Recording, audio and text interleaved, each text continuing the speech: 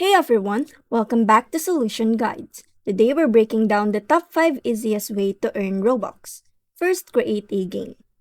If you're creative and enjoy building, making a Roblox game can earn you Robux from in-game purchases, passes, or private servers. 2. Sell clothes. Designing shirts or pants in Roblox Studio and selling them through your group can bring it Robux, especially if your style stands out. The third one is Microsoft Rewards.